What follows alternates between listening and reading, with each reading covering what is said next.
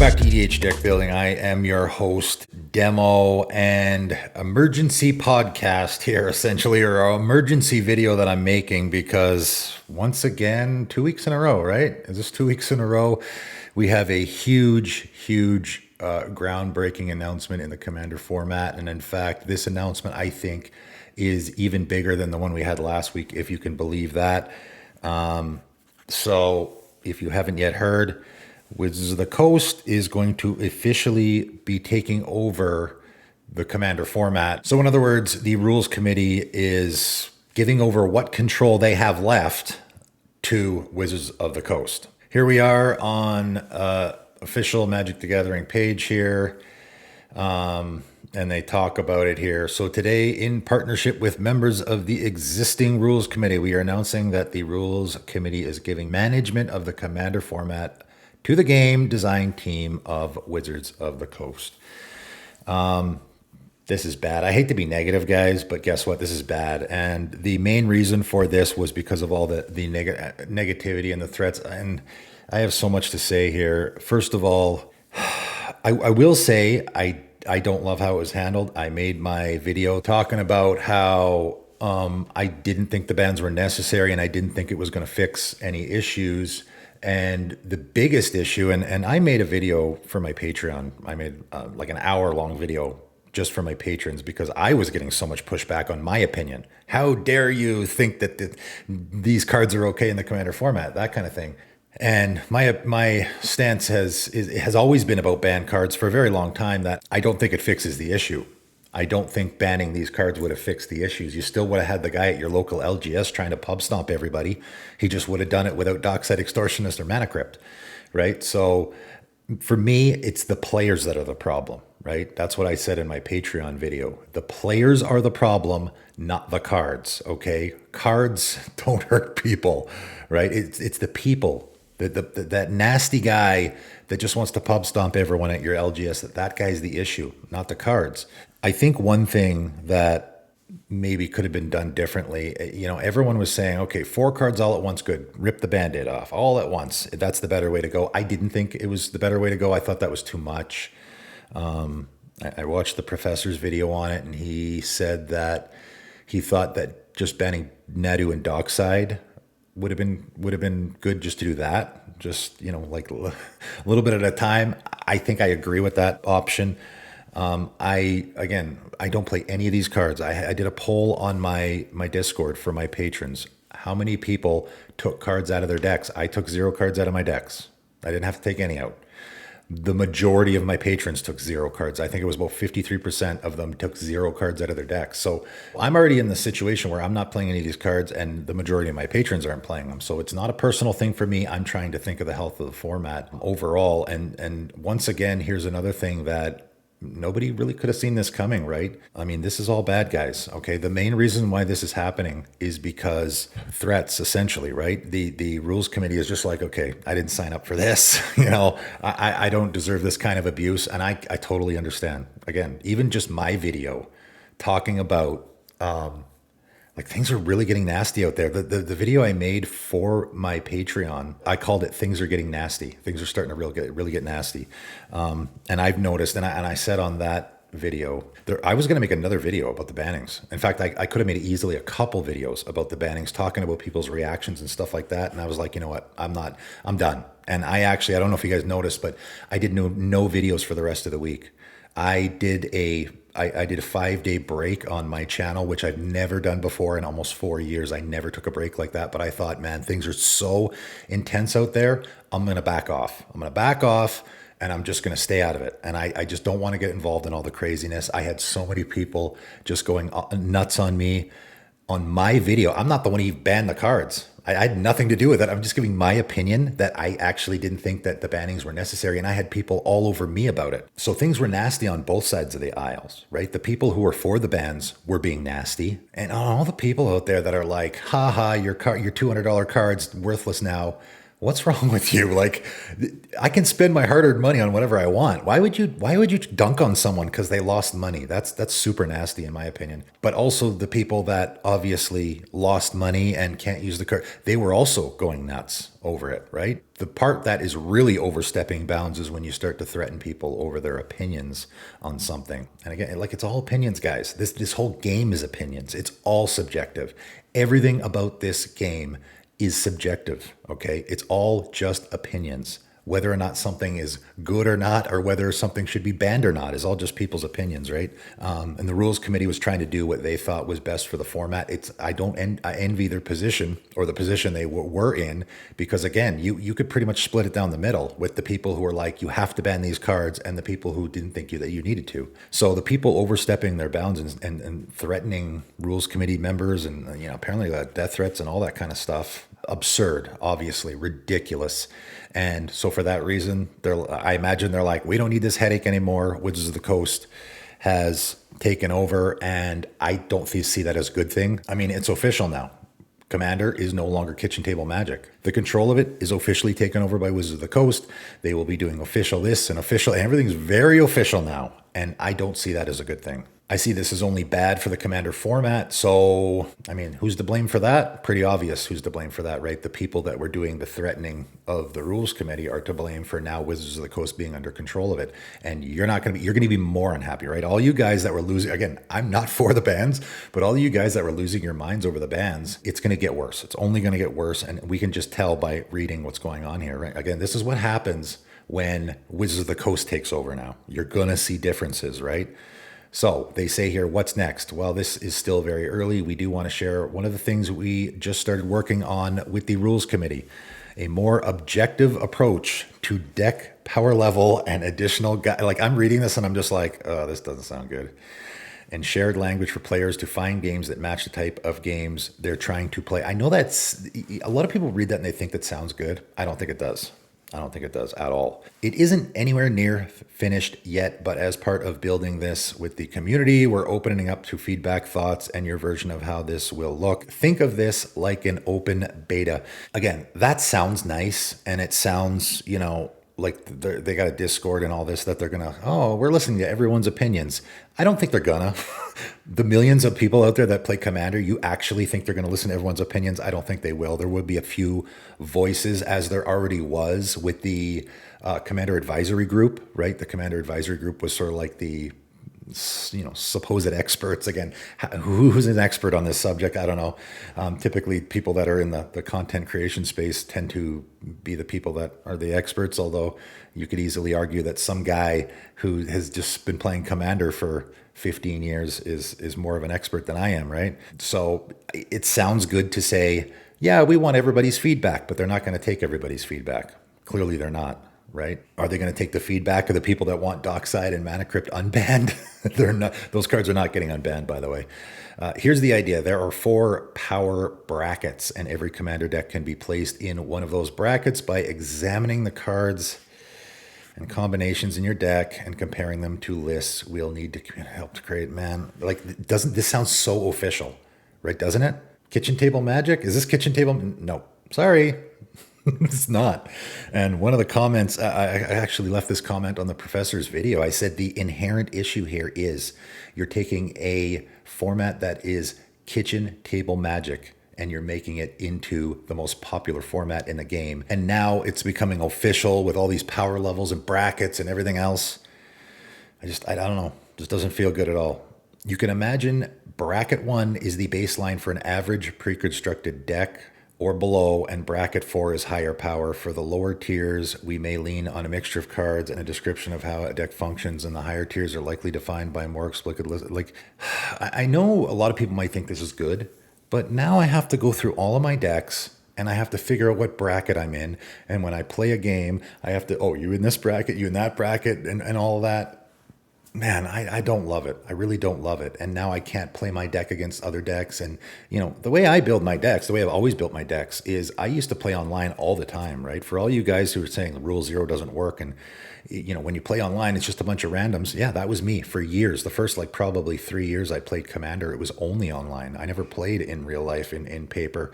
And so you can imagine I was coming up against all sorts of different things. There wasn't really a rule zero discussion. You were basically relying on the kindness of strangers. And my solution was removal wins games. That's what I started doing. I started, okay, every game I'm going to run into this, a mana crypt, an heuristic study, and a blah, blah, blah. Just put more removal in your deck. That's it. I just started putting more removal in my deck. It's not a perfect answer, but it's a pretty good answer, and it worked for me. It is so difficult to what they're talking about here, putting things in brackets and all of that, right? Because guess what? You're just going to run into the same problem. What bracket goes where? Which card goes where? One person who thinks a Swords to Plowshares is a super powerful card. I mean, it is. Throughout the history of the game, it's the best creature removal spell ever. So what bracket does that go in, or what power level is that assigned? One person's, this issue doesn't change, right?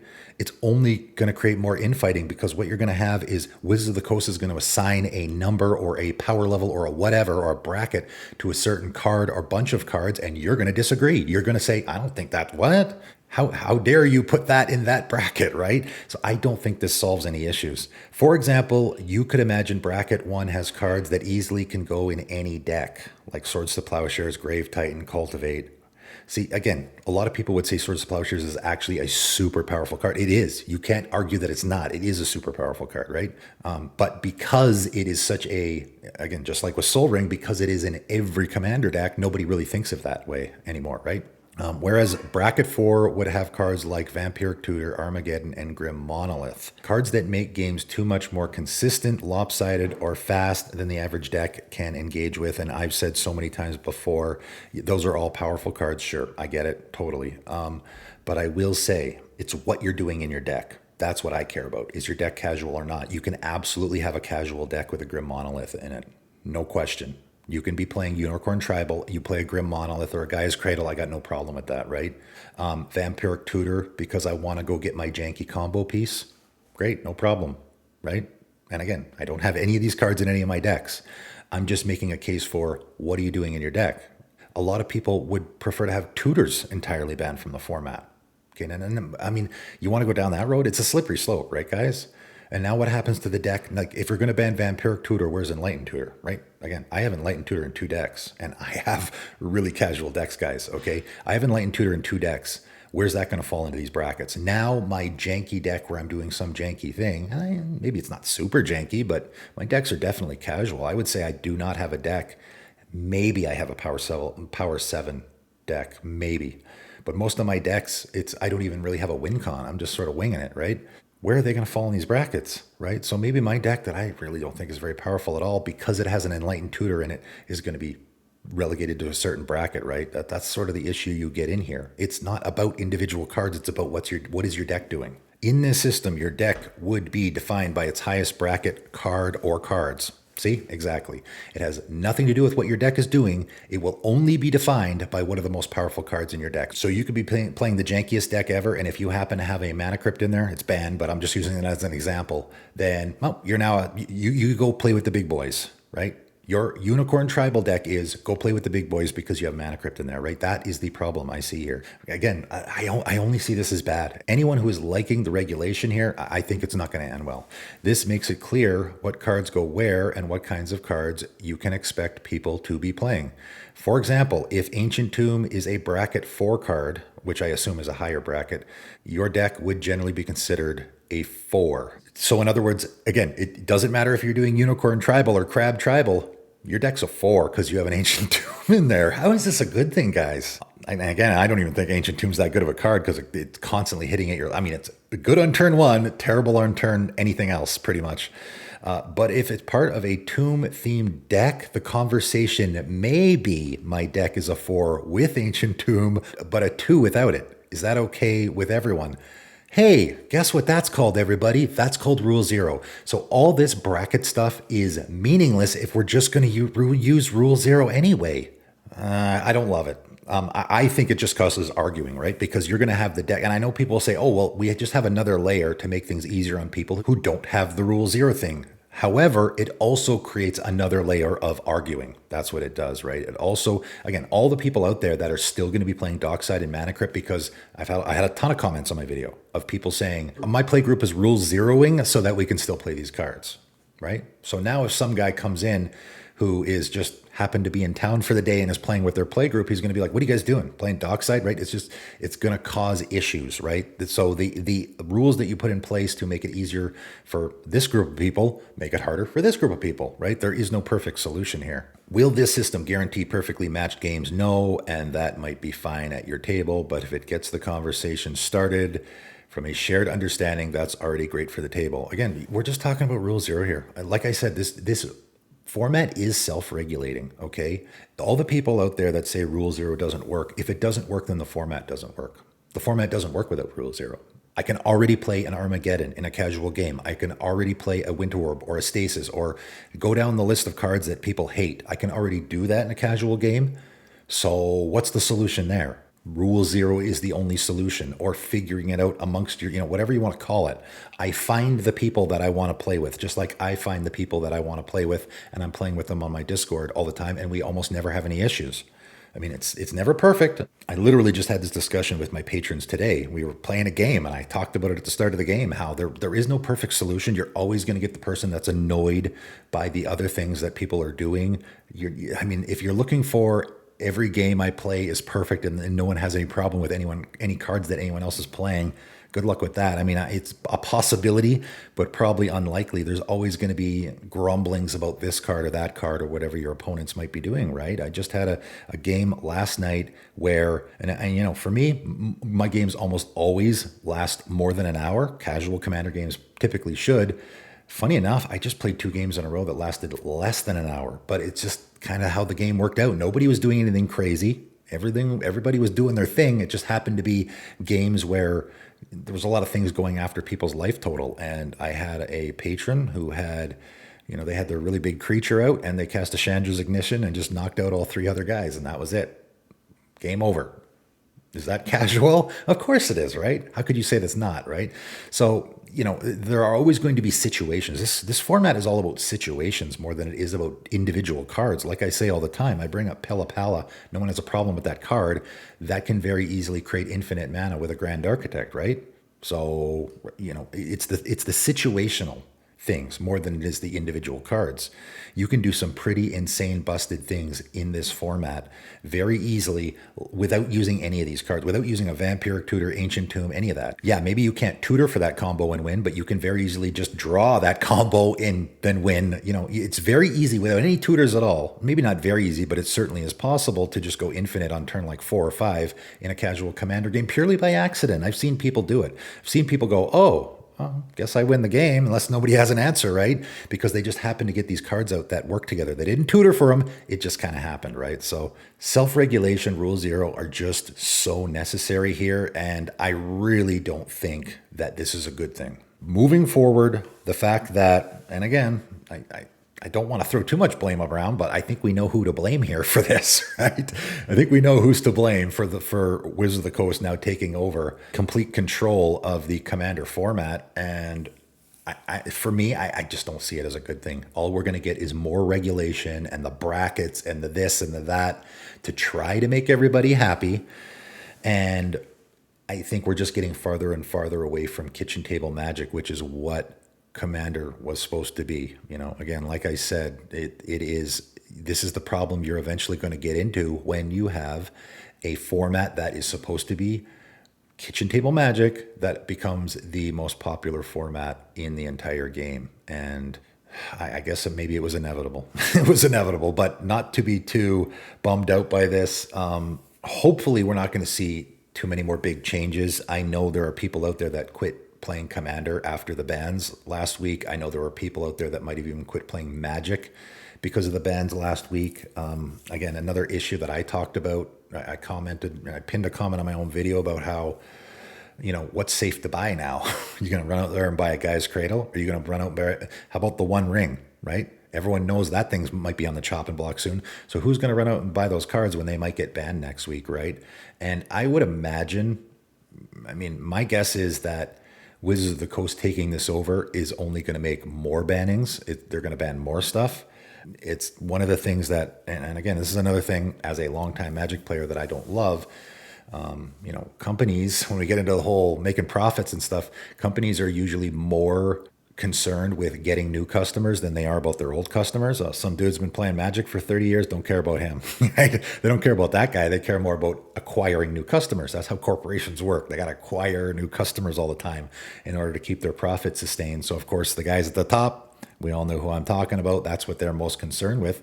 So that is what Wizards of the Coast is going to do. And again, that's just going to create more infighting. Again, we've already created a whole bunch of infighting. This is going to create more infighting. People pointing the finger, blaming whoever, and it's going to like the big one here that I don't love. I mean, I don't love any of the infighting, but the big one is it creates a rift between the people that have been playing Magic for, like, I don't know, let's just say a long time, and the newer players. I had a patron tell me that he says at his LGS, 80%, he would say, of the players at his LGS have only been playing for about a year or less.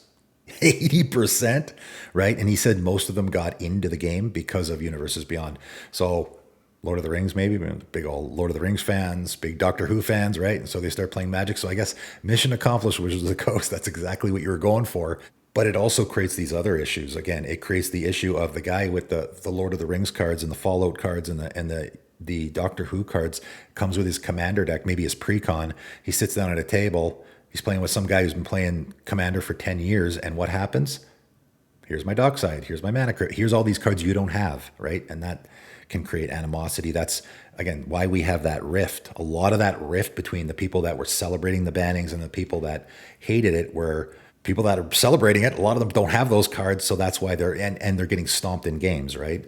And, a lot of the people that those cards got banned out, yeah, a lot of it was I just lost money, which, that's not great, but that kind of goes with the territory a little bit, right? Certainly you shouldn't be celebrating people losing money. That's nasty. But at the same time, you gotta have to expect it, right? If you've been playing Magic for 30 years, prices go up and down. And obviously when a card gets banned, all those people that paid $40 for a Shuko or whatever was in their modern Nadu deck, right? They lost a ton of money, didn't they? And so it does go with the territory a little bit. I'm trying not to be negative here, but I don't see this as a good thing. I see this as a bad thing only.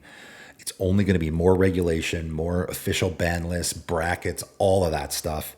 I don't see it as a good thing. We're moving farther away from kitchen table Magic, and I don't like it. That's my opinion, though, okay? The most important thing to remember here, guys, is this is a game, and you guys need to relax, okay? I give my opinion, and people being super nasty in the comments, I'm like, this is uncalled for, isn't it? And it's funny how I had a guy... when I commented on another video, he's like, oh, you still hiding or blocking people on your comments? Yeah, you're right, I do. I absolutely do, and I guarantee you every other channel does as well, because you get some of the nastiest comments telling you're an idiot. Why would I want that person to go away? Go somewhere else. I don't want to hear that crap. Go somewhere else and mouth off to somebody else, because I don't need viewers that bad. If you're going to be nasty in the comments, yeah, I'm just going to block you, because I don't need it that badly. I don't need the engagement or the interaction that badly. And I certainly don't need the headache in my life as well. So I 100% understand why the rules committee did this. I might have done the same if that was me. And as I did with the last video, this is just a reaction. Like I just heard about this. One of my patrons talked about it on the Discord, and I'm giving my take on it, my initial reaction, completely unscripted. This is just how I feel. You guys as well, let me know in a civil way, hopefully, in the comments below what you think. That is it for today, though, and thanks for tuning in.